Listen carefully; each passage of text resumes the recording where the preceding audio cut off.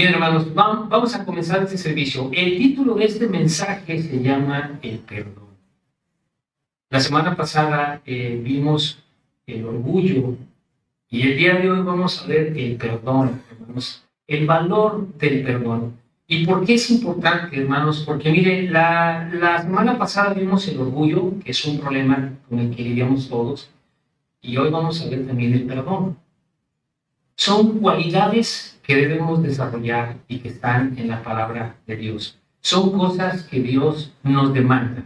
Son cosas que debemos trabajar nosotros en nuestra vida cristiana, en la santidad a la que nos llama Dios. Y eso nos va a ayudar pues, para tener una buena comunión entre hermanos en la iglesia.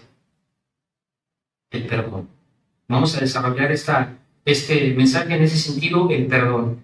Mire, yo estuve consultando en internet qué opinan especialistas del perdón. En internet yo puedo encontrar muchas cosas, buenas, otras malas, otras terribles, pero esta definición que encontré aquí en una, es una página que se llama Mayo Clinic Adultos. ¿Qué es el perdón? Y me gustó cómo definen el perdón, porque le veo cuestiones bíblicas que están aquí. Dice así, literal: perdonar significa diferentes cosas para las distintas personas, pero en general implica una decisión intencional de dejar atrás el resentimiento y la ira. Dos cosas, el resentimiento y la ira. Parece que esos dos son problemas que se convierten en primos, el resentimiento y la ira. Y vamos a ver el desarrollo de este mensaje en eso. Dice también, es posible que nunca olvides la acción que te hirió u ofendió, pero esforzarte en el perdón puede disminuir la influencia que esa acción tiene en ti. Puede ayudar a liberarte del control de la persona que te hirió. A veces el perdón puede incluso derivar en sentimientos de comprensión, empatía y compasión hacia la persona que te hirió. Perdonar no significa olvidar o justificar el daño que te hicieron, ni reconciliarte con la persona que te causó el daño. Eso es bien importante. Sí trae una paz que te permite enfocarte en ti mismo y te ayuda a continuar con tu vida. Eso es lo que define esta página Mayo Clinic para adultos. Yo la estuve analizando y dije, tiene cosas bíblicas. Es una decisión intencional, es un acto voluntario en nuestro corazón el perdonar. Y también algo que me gustó es que dice, el perdón puede incluso derivar en sentimientos de comprensión, empatía y compasión hacia la persona que te hirió. Eso es bíblico. Son cosas que Dios nos pide. Si yo voy a perdonar a una persona, es porque hay una empatía. Sé que yo también soy pecador. Y esa persona que me hizo un daño, también es una persona que ama a Dios y le quiere perdonar. Hay que tener compasión por las personas que nos han hecho daño. Cuesta trabajo. No tengo dudas de eso. Hace mucho yo me acuerdo que recibimos una visita de unos misioneros de Estados Unidos, del EGC donde vengo, que conoce. Y él compartía ahí era un día de semana, no me acuerdo qué estábamos haciendo ahí en el auditorio, y él comentaba que fue abusado, no una, varias veces, por varias personas de niño. Y lo estaba diciendo, hermanos, ahí en el púlpito, platicando su experiencia. Dios tiene control. Gracias a Dios que me salvó. Gracias por su misericordia, que conocí de la palabra. No se notaba ninguna tristeza, ningún resentimiento, dolor. Sanado, hermanos, con la sangre de Cristo. Y me puse a pensar, ve esa persona, lo que vivió, hermanos. Y se reconoce un pecador ante Cristo y que lo salvó. Entonces es una reflexión bíblica. Cosas que también aparecen aquí. ¿Cuáles son los beneficios de perdonar a alguien? Eso es lo que dicen especialistas. Dejar atrás los rencores y la amargura puede dar lugar a mejorar tu salud y más tranquilidad. El perdón puede llevar a lo siguiente: relaciones más sanas, mejor salud mental, menor grado de ansiedad, estrés y hostilidad, menos síntomas de depresión, disminución de la presión arterial, sistema inmunitario más fuerte, mejor salud del corazón y una mayor autoestima. Son los beneficios que dicen especialistas sobre el perdón. Hermanos, pero ahora vámonos a la Biblia. En la Biblia no existe el perdonar y te olvidas. No es, tienes que perdonar, ya está, olvídate, ya está listo. No. Pero sí existe el mandamiento de perdonar. Si lo quiere más claro, es una instrucción de Dios, es sí o sí. Porque de lo contrario, entonces estoy en un problema y voy a tener una relación obstruida con Dios Todopoderoso. No significa que perdones y te olvides y como si nada. No es así. Pero perdonar significa que perdono, ya está. No hay necesidad de que seamos grandes amigos pero ya te perdoné. Ya no me afecta. Eso es lo importante del perdón. Vamos a ir a Mateo 6. Por favor, acompáñenme en sus Biblias. Mateo 6, del 9 al 15. Mientras lo busca usted en su Biblia, hermano, le quiero comentar algo. Este es el modelo de oración que Dios, Cristo, nos deja en su palabra. En el contexto, en este capítulo 6, Cristo hace una reprensión a las personas que son religiosas y solamente pues oran por una religiosidad, como cualquier persona que tiene una religión que usted conoce, ¿verdad? Usted se encuentra a un católico que pasa por el edificio y siente que ahí está el Señor.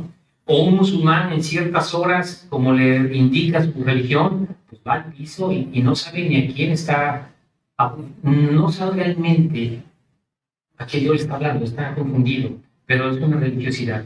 Pero en este contexto, Jesús nos dice cómo orar. Es una estructura de oración que me guía a cómo orar. Que bueno, los católicos lo hacen como una repetición. ¿Ya está usted ahí? Entonces, dice Jesucristo, vosotros pues oraréis así.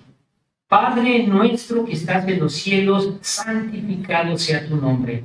La primera parte de una oración enfocada en el Señor es, ¿quién es el Señor? ¿A quién estoy hablando? Al Dios omnipotente, todopoderoso.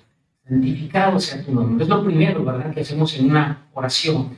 Venga tu reino, hágase tu voluntad en el 10. Venga tu reino, hágase tu voluntad, como en el cielo, así también en la tierra. El pan nuestro de cada día, dánoslo hoy. Siempre dale gracias a Dios por los alimentos. El 12 empieza con algo importante, hermanos. Y perdónanos nuestras deudas, como también nosotros perdonamos a nuestros deudores. En mi oración yo le digo a Dios, perdóname Señor, por estas ofensas, por estas cosas que he hecho. Perdóname, como yo perdono a los que me han hecho ofensas. Esa es una manera correcta de orar. Perdóname, Señor, como yo perdono a las personas que me hacen daño. ¿Puede entender la instrucción de Cristo en la oración? Y no nos metas en tentación, mas líbranos del mal, porque tuyo es el reino, y el poder, y la gloria por todos los siglos. Amén. Tuyo es el reino.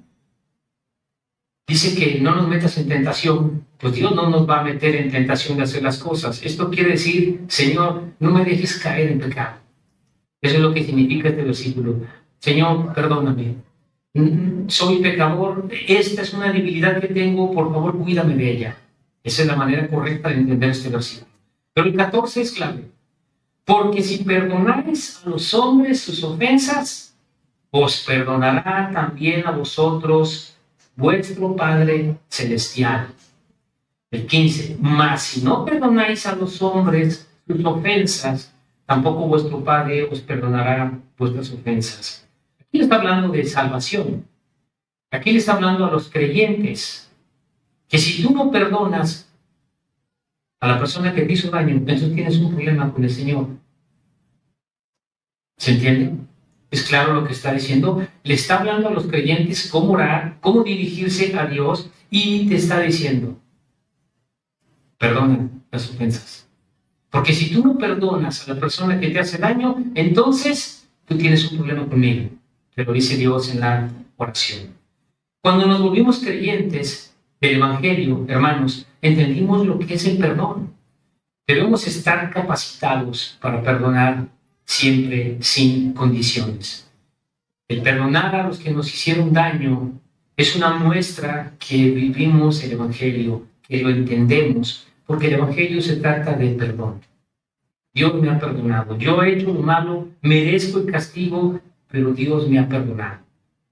Hablamos de eso la semana pasada. Dios se hizo hombre, se humilló, murió y resucitó para que yo tenga perdón. De eso se trata el Evangelio. Si yo soy una persona que vivo con rencor y no puedo perdonar a alguien, no estoy entendiendo el Evangelio. Hay un problema. Y vas a tener una relación con el Señor obstruida.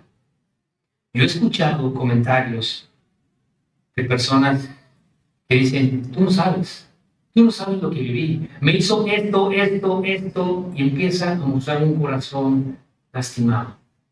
Un corazón lastimado donde no hay fruto del Espíritu Santo. El amor, la paz, el gozo. No existe. ¿Por qué? Porque tiene odio y tiene amargura. Y en su justicia, lo que pasó no merece perdón. En su propia justicia. Si no perdonamos, si no sabemos entonces pedir perdón, como ya dijimos, tenemos una relación fracturada con nuestro Dios. Y sabes una cosa, Dios no puede hablarte así. Dios no te puede bendecir si tú te encuentras en una condición constante en eso. Dios te dice, tienes un problema, pero me hicieron, tú tienes un problema conmigo. Debemos evaluar con sinceridad si hay un problema en nuestro corazón con una persona, hermanos, y aceptarlo ante Dios.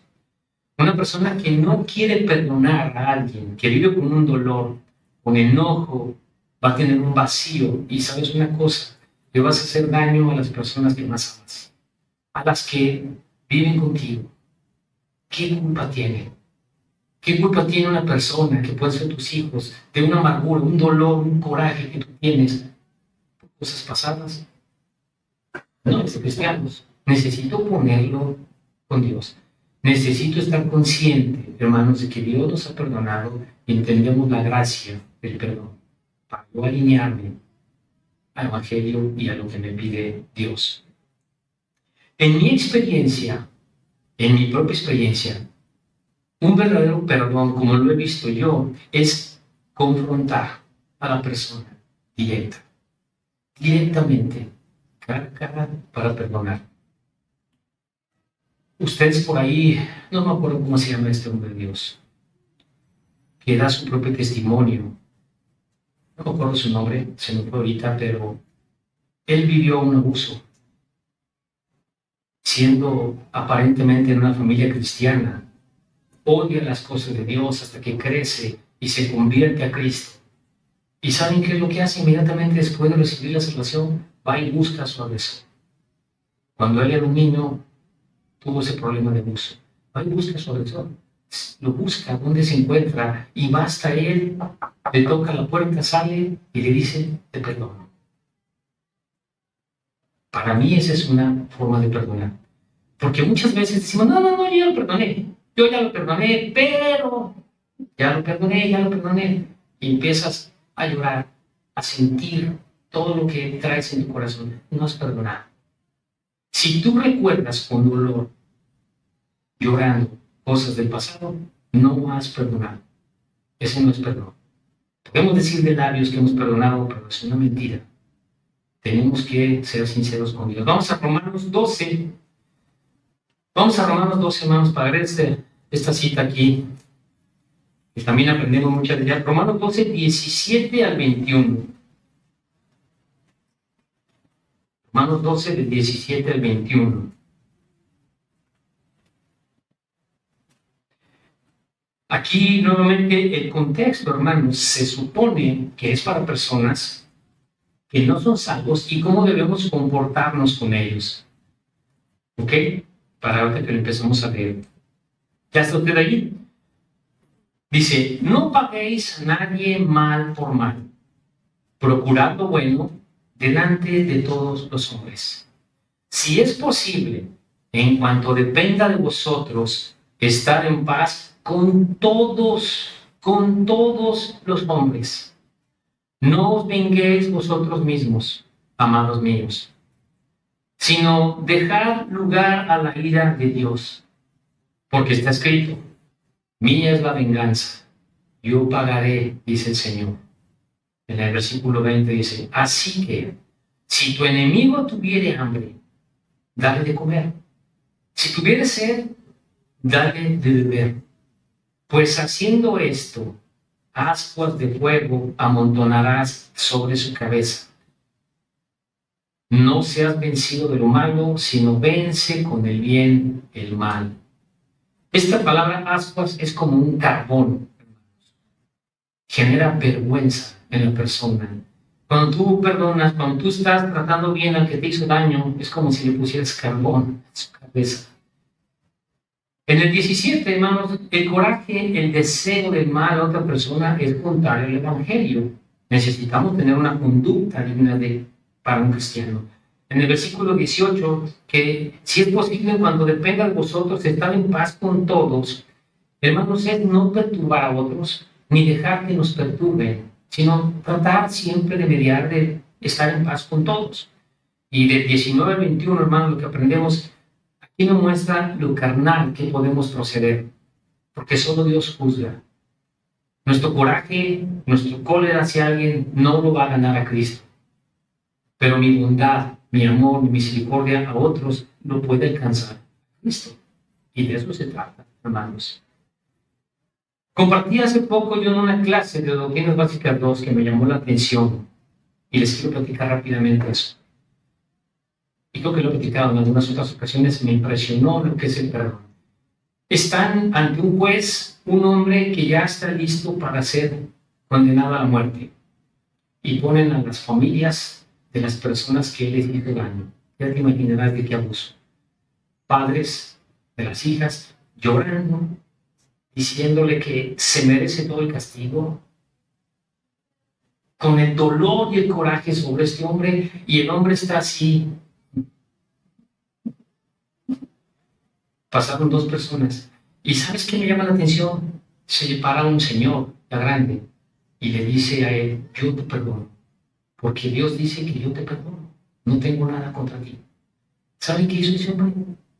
Se desvaneció. Se desvaneció. Piensa algo, ya iba a la muerte.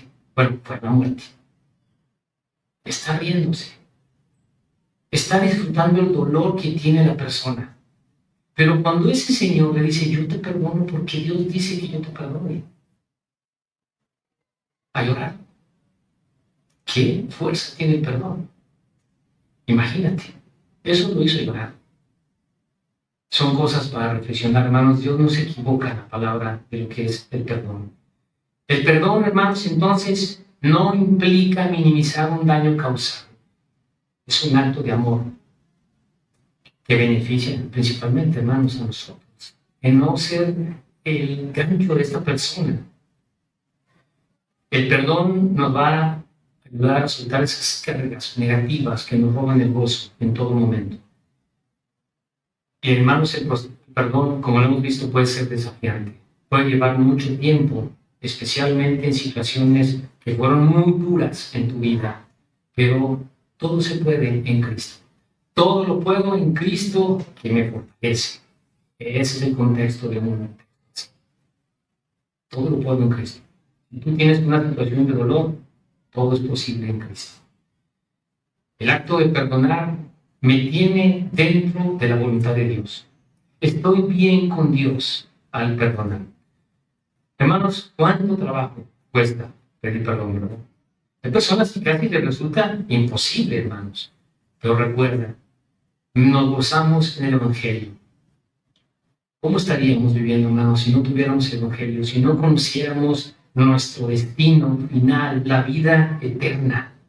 Y eso es algo que queremos compartir con toda persona. El amor de Dios, el amor de Dios. Ahí en la cárcel les compartimos a personas que mataron. Es algo fuerte. Yo he escuchado a muchos que me dicen, no merezco perdón. Sí mereces. Si tú no le crees a Dios, entonces no. Y en una de las pláticas que yo tenía con un hermano, porque ya es hermano, que cometió homicidios y que ya está estudiando, tuve la la verdad, gracias a Dios, empecé a poner ahí un discipulado con 2 de ellos. Y en su comprensión bíblica, una vez le digo, ¿dónde están las personas que mataste si no recibieron a Cristo? ¿En el infierno? Así es. ¿Y dónde vas a estar tú cuando mueras? En el cielo. Así es. Explícaselo a un incrédulo. Dile a un incrédulo eso. No lo entiende. Ese es el amor de Dios. El amor de Dios, entonces, híjole, cuesta trabajo para un incrédulo. Porque luego nos volvemos jueces. No mereces el perdón de Dios. ¿Y tú quién eres? ¿Quién te puso por juez? Por supuesto que ese preso tiene que estar ahí. Y si cometió atrocidades y no va a salir de ahí, gloria a Dios, ahí debe estar. Pero la salvación de Dios la tiene garantizada por confiar, por creer en el Evangelio y ponerse en manos del Señor Jesucristo. Amén. Entonces, hermanos, ahora vamos a Lucas 17, del 1 al 6. Vamos aquí a ver qué nos enseña también la palabra sobre el perdón con hermanos. Hermanos, aquí ya vamos a ir enfocados a hermanos. Cuando tengo un problema con un hermano. Lucas 17, del 1 al 6.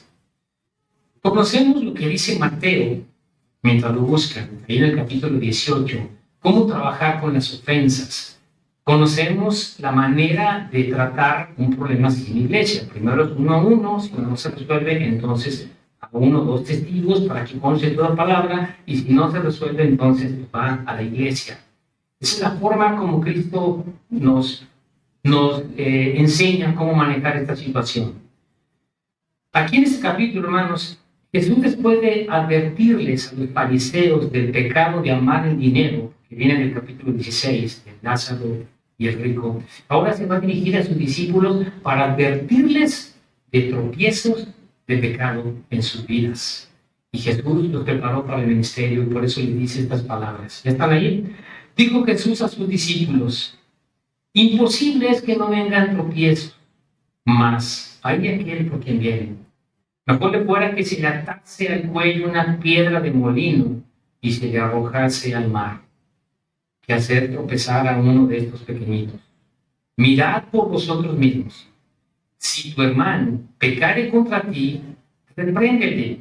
Esta palabra repréndele es imponerte en una amonestación directa con él. Eso te está diciendo Cristo. Mirad por vosotros mismos, si tu hermano pecare contra ti, repréndele, siéntate con él y amonesta. Y si se arrepintiere, perdónale. Y si 7 veces al día pecare contra ti, y 7 veces al día volviere a ti diciendo, me arrepiento, perdónale. Mire el versículo 5. Dijeron los apóstoles al Señor, aumentanos la fe. ¿Por qué dijeron eso? No, Señor, me estás pidiendo cosas que para mí son muy, muy difíciles. Auméntame la fe, Señor. Exactamente eso tienes que hacer. Entonces el Señor dijo, si tuvieras fe como un grano de mostaza, podrías decir a este sicómoro, desarráigate y plántate en el mar y os obedecerá. ¿Puedes hacerlo? Puedes, claro que sí. Para desarraigar ese coraje, ese odio que tú traes contra él, claro que sí se puede. Necesitas la fe, ¿verdad? En el versículo 1 que aprendemos, estamos en un mundo pecador, hermanos, y debemos evitar que otros pequen. En el versículo 2, si estás ahí, no se refiere a pequeños solamente de niños, sino está hablando de alumno inmaduro. Esa es la definición en una concordancia bíblica. Es un alumno inmaduro. A creyentes jóvenes en la fe. Pero mire qué tan serio es ese pecado. Y en el 3 dice, mirad es, observa, vigila. Es cuidarnos entre nosotros mismos. Y cuando un hermano ofende, pues hay que ir con él de frente y corregir el problema. Pero muchas veces, en lugar de hacer eso, ¿qué hacemos? Nos vamos a chismear, a hablar del hermano, a despotricar de él. O voy y busco un amigo de la iglesia con el que yo me llevo bien para hablar del hermano y él, no, sí, qué mal estuvo. Son cosas que no debemos hacer. Siempre debemos perdonar, hermanos, y pues ellos aceptan, aumentan la fe. aumentan la fe. Es algo que tienes que hacer con un problema así, ponerlo en el Señor. Hermanos, vamos a Hebreos 12:15, porque ahora viene una parte importante. La consecuencia de la falta de perdón es lo que vamos a ver aquí en 12:15. Vuelvo al contexto. Hebreos capítulo 12 comienza diciéndonos Pablo que tenemos una gran nube de testigos en el cielo que mostraron su fe por sus obras. Mostraron su fe, que eran verdaderamente creyentes, para que pongamos nuestros ojos en ellos. Porque luego, hermanos, empieza a hablar aquí en el capítulo 12 de la disciplina de Dios. Dios nos ama y dice la palabra que a todo el que recibe por hijo lo azota y nos disciplina. Todo el contexto del capítulo 12 es eso, disciplina. Y por eso llegamos al versículo 15 con esta recomendación. Hermanos, con este versículo podríamos hacer una prédica completa con lo que dice aquí. Dice, mirad bien, no sea que alguno deje de alcanzar la gracia de Dios, que brotando alguna raíz de amargura os estorbe, y por ella muchos sean contaminados. No es un contexto de perder la salvación por vivir amargura. No, está hablando de creyentes. Todo el contexto es a creyentes. ¿Qué significa eso? ¿Por qué dice que dejo de alcanzar la gracia? Lo vimos en el primer mensaje. La palabra gracia es la influencia divina sobre el corazón del hombre. Necesito la gracia, necesito que Dios intervenga en mi corazón. Cuando yo he creído el Evangelio y me arrepiento, entonces viene la gracia en la persona. La influencia de Dios en la persona para decirle, esta es la verdad. No convencemos a nadie, ¿verdad? Pero también aquí aplica la gracia que Dios no te va a poder hablar y no te va a poder usar porque tú tienes amargura. Ese es el contexto. Mirad bien, no sea que alguno deje de alcanzar la gracia de Dios, que brotando alguna raíz de amargura, esta palabra amargura significa algo punzante, que atraviesa, que perfora. Esa es la palabra amargura en la Biblia. O se estorbe y por ella muchos sean contaminados, es decir, que se corrompan. Eso es lo que puede pasar con la amargura.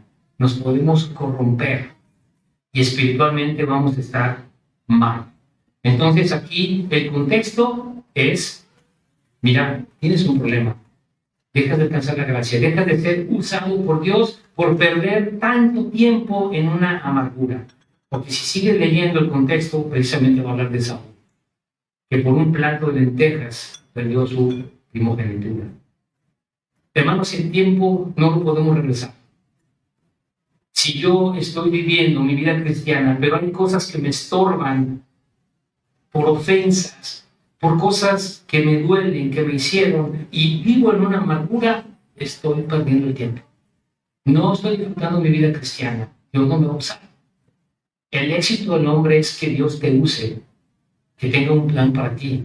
Pero si hay amargura en tu corazón, está bloqueado, está frenado completamente. Necesito vivir sin amargura, porque también parte del perdón en eso, la amargura. ¿Amén? ¿Tiene sentido? Necesito estar bien con Dios, hermanos, para que yo pueda estar tranquilo, disfrutar mi vida cristiana. Porque cuando dice raíz de amargura, son cosas que no se ven. Podemos venir aquí y saludarnos, amor, ¿cómo estás? Bendecido. Y por dentro trae algo ahí, duro, que no ha superado y que lo llora frecuentemente. Porque somos buenos para decir, bendecido del Señor, amén, amén. No es cierto, no es cierto. A veces hay cosas así. Hermanos, todos tenemos problemas de repente, vivimos situaciones. Tener miedo, tener dolor, sufrimiento, duda, algo que nos hace sentir mal, pero no me puedo estacionar ahí. Ese es el punto como cristiano. No me puedo estacionar ahí. Amén. Necesito, ¿qué está pasando? Esta persona trae un problema con él, estás mal, Alejandro. No es así.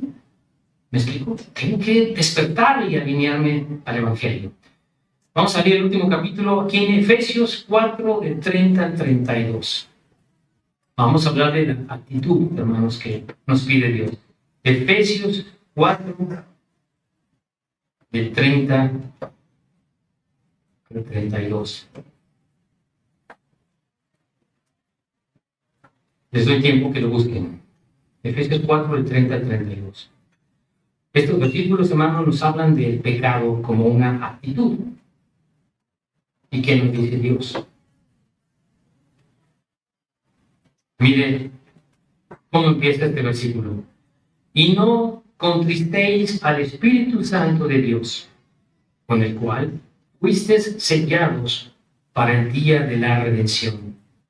Cuando yo recibí a Cristo en mi corazón como Señor y Salvador, dice Efesios, creo que es 1:13, que por haber creído la palabra, el Evangelio de nuestra salvación, fuiste sellado por el Espíritu Santo. Cuando yo recibí la palabra y creí, entonces fui sellado. Ya tengo el Espíritu Santo en mí. Pero el Espíritu Santo es Dios. Y cuando dice no contristéis, no pongas triste a Dios, que mora dentro de ti y que te selló para el día de la redención.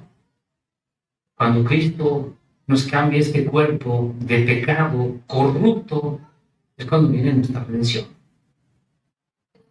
Y entonces dice Pablo en el 31, o sea, por lo tanto, ¿verdad? Quítense de vosotros toda amargura, enojo, ira, gritería y maledicencia y toda malicia. Parece que van juntos, ¿no? O sea, dice uno, bueno, es que una cosa lleva a la otra, ¿verdad? Como les dije al principio, parecen primos esos problemas. Quítense de vosotros toda amargura, enojo, ira, gritería y maledicencia y toda malicia. Antes, sed benignos unos con otros, misericordiosos, perdonándoos unos a otros, como Dios también os perdonó a vosotros en Cristo. Pablo me está diciendo, mira, quítate todos estos problemas. ¿Cómo me los quito? Es un acto voluntario, hermano. Es un acto voluntario. Yo debo entender esto. ¿Ok? Tengo Espíritu Santo. Dios me muestra en su palabra las cosas que debo hacer, cambiar. Es decisión tuya. Porque hay hermanos que pueden leer muchas y muchas cosas una y otra vez y no, está bien, no cambio. Es un acto voluntario. ¿Lo puedes hacer? Sí. Quizá no en tus propias fuerzas. Tienes que ir al Señor. Todo problema que tú tengas, si estamos hablando del perdón, del orgullo, la única manera de resolverlo, hermanos, es llevarlo al Señor. Nadie me va a ayudar. Tú puedes ir a visitar psicólogos, que no tienen nada de malo, psicólogos. No tiene nada de malo, ¿eh? Claro que son buenos los psicólogos. Los buenos psicólogos, sobre todo si es creyente. Tú puedes ir con un psicólogo para que te ayude en un problema de este tipo espiritual, pero ese te lo va a arreglar el Señor. No te lo va a arreglar así tan fácil. Necesitas ir a Cristo. Hermanos, ¿cuántos testimonios en el mundo escuchamos de personas que cambiaron sus vidas por Cristo? No es algo ahí que dices, no, con Cristo cambiaron sus vidas. ¿Cuántos testimonios de personas exitosos en el mundo que estuvieron perdidos y escuchas su testimonio, lo que hizo Jesús en sus vidas? No es casualidad. Solamente Dios puede cambiar un corazón. Y un problema de ese tipo, solamente Dios te lo puede cambiar. Tienes que enfocarte y decir, Señor, traigo este problema, necesito que tú me ayudes. Al suelo, hermanos, al piso. Es donde se resuelven las cosas. La amargura, hermanos, envenena tu interior. Literalmente te va a enfermar. Y hace estragos, hermanos, en la vida familiar. Y hace estragos dentro de la iglesia. Y por eso Pablo nos dice, no contristéis al Espíritu Santo, en el cual fuiste sellados. Una persona que no perdona, hermanos, está en un campo abierto para Satanás. Es presa fácil de Satanás por tener ese problema. Debemos ser buenos y misericordiosos y perdonar. Necesitamos tratar, hermanos, de vivir en pureza espiritual, en santidad, porque es lo que me pide Dios hacer. No depende de mí la salud, pero debo cuidarme. No me garantiza nadie que yo tenga salud, que nunca me vaya a dar una enfermedad. No, Dios solamente Él sabe. Nadie me garantiza que yo tenga trabajo. No. Nadie me garantiza que yo deje a mis hijos en la escuela y que regrese y estén bien. No, solamente Dios. Todo está en su control. Lo que sí me pide Dios es vivir en santidad. Eso sí depende de mí. Y la santidad me dice, perdona. Porque si no perdonas, entonces tienes un problema con Dios. Vamos a orar.